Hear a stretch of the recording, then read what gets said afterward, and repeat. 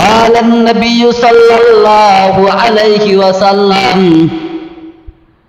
إنما الأعمال بالنيات أو كما قال عليه الصلاة والسلام।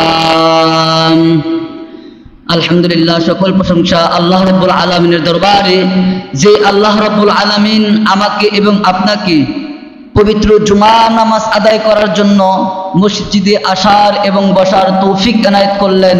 এই জন্য আমরা সকলেই জোরে সোরে বলি আলহামদুলিল্লাহ।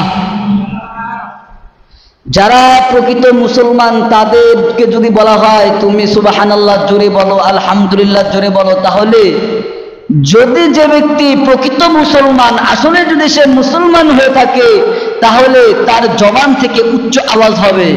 কিন্তু আপনারা যে আওয়াজ দিলেন, এর দ্বারা বোঝা যায় আমাদের ঈমানটা দুর্বল। ঈমানটা কি? ঈমানটা দুর্বল।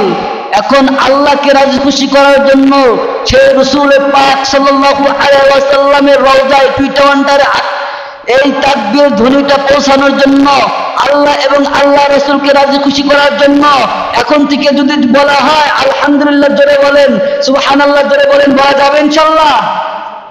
আল্লাহ কবুল করুক। ভাইরা আমার, একটা আওয়াজ দিয়ে বলেন তো, সকলেই জোরে বলবেন, আমরা মসজিদে আসছি কিসের জন্য? নামাজ পড়ার জন্য, ইবাদত করার জন্য, ঠিক কিনা জোরে বলেন?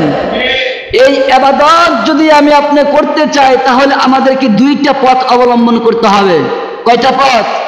দুইটা পথ অবলম্বন করতে হবে। আর সেই দুইটা পথ হলো কিতাবুল্লাহ আর হলো রিজালুল্লাহ। এক হলো আল্লাহর কিতাবের মাধ্যমে, দুই হলো আল্লাহ তাআলা যাদেরকে দুনিয়ার বুকে মনোনীত বান্দা হিসেবে আল্লাহ রাব্বুল আলামিন দুনিয়ার বুকে পাঠিয়েছেন, তাদেরকে অনুসরণের মাধ্যমে আপনাকে ইবাদতে মশগুল থাকতে হবে। ঠিক কিনা করে বলেন? কেমনে ভাবে দেখেন, যেহেতু সময় সংক্ষিপ্ত, একটা বেজে গেছে, এই জন্য চেষ্টা করব কিতাবুল্লাহ আর রিজালুল্লাহ কাকে বলা হয়, প্রকৃতপক্ষে কিতাবুল্লাহ কোনটি আর প্রকৃতপক্ষে রিজালুল্লাহ কোনটি, এই সম্পর্কে আলোচনা করে ইনশাআল্লাহ আপনাদের থেকে বিদায় নিয়ে চলে যাব। তো ভাইরা আমার, প্রথমেই বুঝবেন কিতাবুল্লাহ।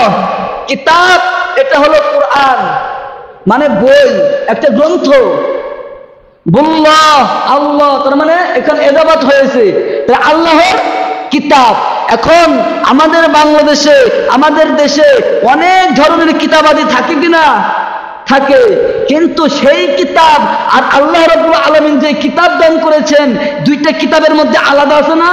পার্থক্য আছে না? পার্থক্য আছে। তাহলে যেই কিতাব আল্লাহ তাআলা আমাদেরকে দান করেছেন, যেই কিতাব রাসূল সাল্লাল্লাহু আলাইহি ওয়াসাল্লামের উপর নাযিল করেছেন, সেই কিতাব হলো দুনিয়ার মধ্যে শ্রেষ্ঠ কিতাব। এই কিতাব আমি নাযিল করেছি, এই কিতাবের মধ্যে কোনো ভুল নাই। এবং এই কিতাব শুধু তাই নয়, এই কিতাব আমি পাহাড়কে দিয়েছিলাম, পাহাড় বলেছে আমি এটার সহ্য করতে পারবো না, এটা ভাগ আমি সহ্য করতে পারবো না। জমিনকে বলা হয়েছিল, জমিনও নিষেধ করে দিয়েছেন। আসমানকে বলা হয়েছিল, আসমানও নিষেধ করে দিয়েছেন। শেষ মুহূর্তে রাসূল সাল্লাল্লাহু আলাইহি ওয়াসাল্লামকে যখন বলা হলো, ইয়া রাসূলুল্লাহ, ইয়া হাবিবাল্লাহ, আপনার নিকট আমি এই কোরআন নাযিল করতে চাই, আপনি এই কোরআন দিয়ে দুনিয়ার মানুষদেরকে, আপনার উম্মতদেরকে দিক নির্দেশনা দিবেন, কিভাবে আমি আল্লাহকে পাওয়া যায়, কিভাবে রাসূল সাল্লাল্লাহু আলাইহি ওয়াসাল্লামকে পাওয়া যায়।